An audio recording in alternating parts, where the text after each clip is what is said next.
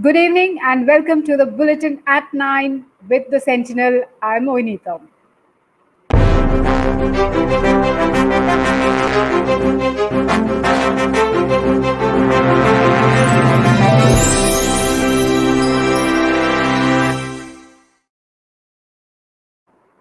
And first up, the headlines at this hour.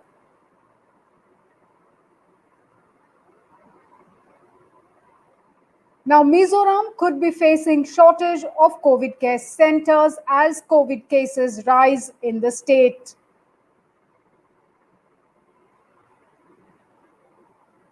NIA charge sheet against police sub-inspector Bhaskar Kalita killing, and the charge sheet is against 7 Alpha cadres.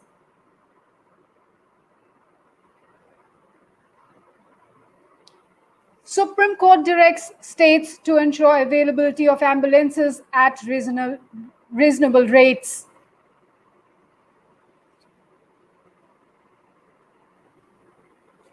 And now the news in details. First up, the COVID situation in the state of Mizoram, and after Assam had pressed the alarm bells, given the fact that the numbers across Assam has been rising significantly, now it seems like Mizoram could be running out of COVID care centers. In fact, the number of cases has been going up significantly, and the health minister, Mr. R. Lal Thangliana, had said that if the number of COVID-19 infected persons keeps increasing at the current rate, then Mizoram could actually be running out of COVID care centers. 144 new COVID-19 positive cases were recorded on Thursday, the highest spike in the state since March 24. At present, there are 1,333 cases reported in Mizoram. Now, worried about the sudden spike in the number of cases, senior officials of the Mizoram Health Department held an emergency meeting chaired by Health Minister Dr. R. Lal Thangliana. The senior officials pointed out that with the existing infrastructure, only 1,737 COVID-19 civilian patients can be accommodated in different districts of Mizoram. Apart from the infrastructure for civilians, there are 6 COVID care centers to accommodate about 300 personnel of paramilitary forces.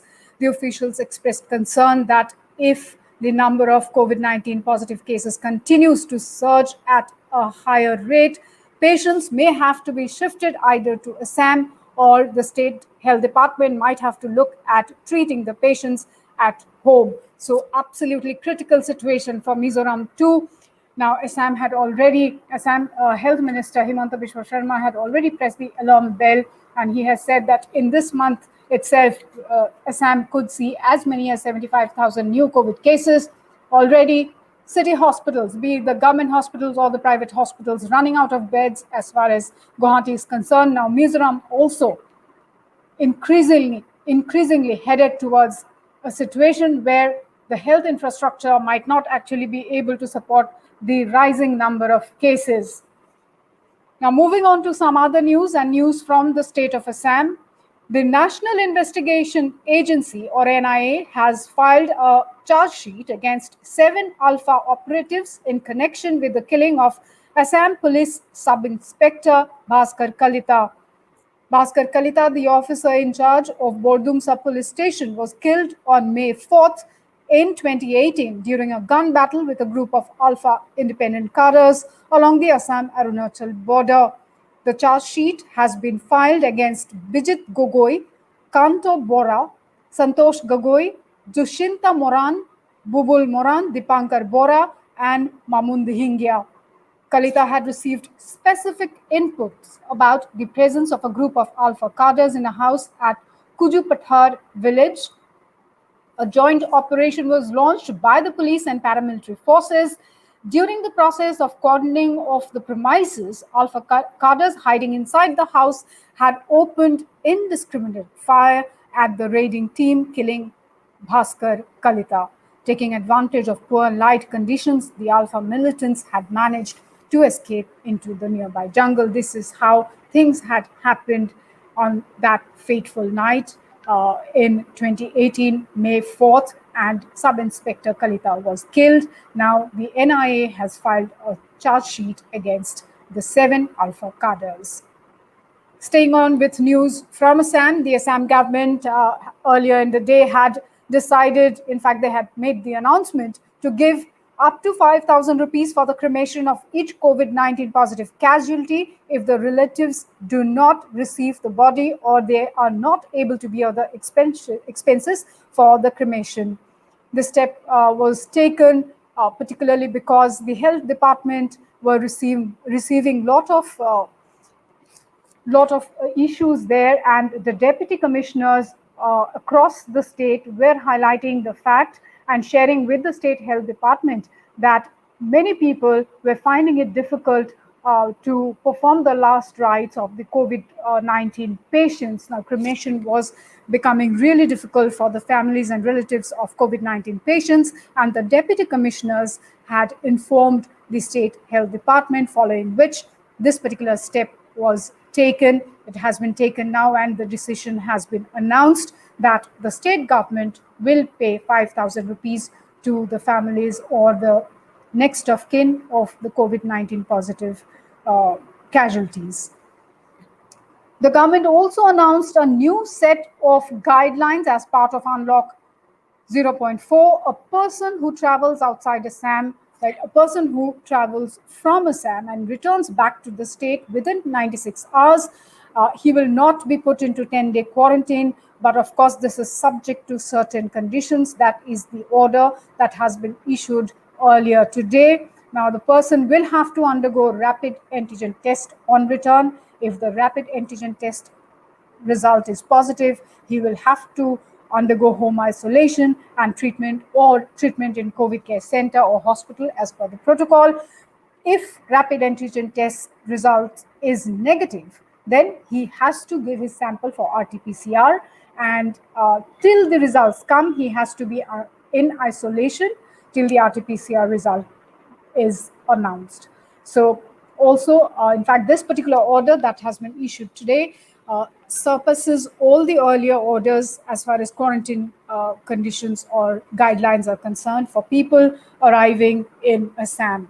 Now, the details are available on our website, sentinelassam.com. Staying on with coronavirus news, but this is news from the Supreme Court. The Supreme Court has directed all states and union territories to fix a reasonable rate for ambulance services.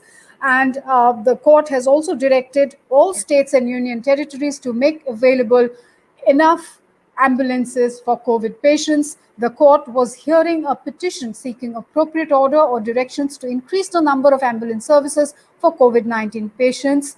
A bench headed by Justice Ashok Bhushan said that the states must ensure that the number of ambulances is sufficient. And the bench said that the states are bound by advisory already issued by the central government to ensure that during this time of COVID pandemic, all states must ensure ambulances, enough of them, plus it has to be at reasonable rates. Now, this is the order that has come from the Supreme Court earlier today. Now, moving on to some more interesting news. Of course, we have been closely tracking the whole tussle that's been going on between Bollywood actor Kangana Ranaut, the Madhya Pradesh government, the Brihan Mumbai Municipal Corporation, and of course the court case that is going on as far as the demolition of her office space in Bandra is concerned, because according to the BMC, the Municipal Corporation, Kangana Ranaut has gone ahead and done some alterations which were outside the approved plan. Now, the next date of hearing has been fixed for her case, and the stay on the demolition continues. But meanwhile, the aviation regulator, Directorate General of Civil Aviation, that's DGCA, has sought a report from budget carrier Indigo on alleged violation of safety and social distancing norms related to the ongoing coronavirus pandemic by media persons on board a Chandigarh-Mumbai flight where actor Kangana Ranaut was one of the passengers, and the flight flew in from Chandigarh to Mumbai on September 9. In fact, that's one of the pictures from inside that particular Indigo flight. And you can see the rush of media people inside the aircraft, absolutely no space between anybody there and the huge crowd there inside the Indigo aircraft, which also had Kangana Ranaut and her sister flying in from Chandigarh to Mumbai, the September 9th Indigo flight 6E264. It took off from Chandigarh on its scheduled time at around 12 noon and landed in Mumbai at around 2:15 p.m. Of course, like I mentioned, the flight had Kangana Ranaut and her sister Rangoli. They were flying in from from Chandigarh to Mumbai, and now landing Indigo in trouble. Now, we have been reporting about how the economic slowdown is going on. And of course, it's very much on expected lines. We all know the lockdown has happened and it has had a huge impact on the economy. Now, today, the IIP numbers were announced. The Index of Industrial Production, the IIP, that is the short form for Index of Industrial Production, numbers were announced, and the decline has been 10.4% to 118.1 in the month of July. These are the numbers released by the Ministry of Statistics and Program Implementation. The fall is primarily due to lower output in the manufacturing, mining, and power generation sectors. The IIP had grown 4.5% in July last year. The industrial growth so far in the fiscal year 2020-21, April to July, has contracted 29.2% compared to a 3.5% rise during the same period a year ago. This is the government data that was released in the day today, and the data is released by the Ministry of Statistics and Program Implementation, gives us an indication as to how the industry of the country is performing. Of course, understandably, the manufacturing sector is down, mining down, electricity, power generation also down. Now, let's come back to the state of Assam and let's show you how a house fell into a river and why. Watch this video.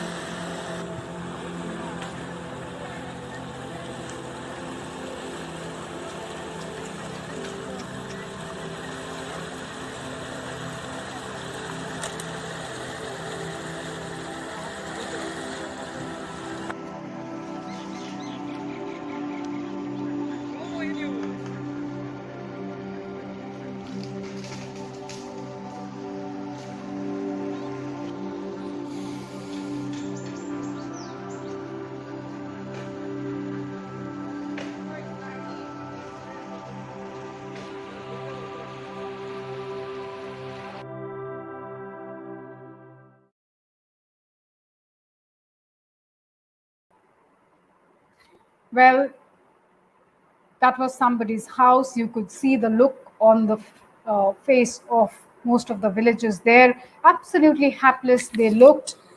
And this is something that they have been facing every year. Now, this was, of course, from one of the villages in Assam, and we have been reporting such stories. We have been highlighting such incidents that has been going across the state of Assam. Erosion, a big problem there. In fact, now the big worry that's there amongst most of the villagers is that if erosion continues at this pace, then very soon there might be villages, the entire village getting washed away. In fact, in this particular video too, you could see how life and property totally under threat because of the swelling rivers, the kind of current that each of the rivers across the state of Assam has at this point of time, and rains happening, rivers swelling up, floods happening still in different parts of Assam. In fact, that is the true story, the real story of rural Assam. Well, viewers, that's all that I have for all of you this evening. Thank you so much for joining me. News and updates continue in sentinelassam.com, and also find us on Facebook, YouTube, Instagram, and Twitter. Till we meet again, take care, stay safe, good night, and goodbye.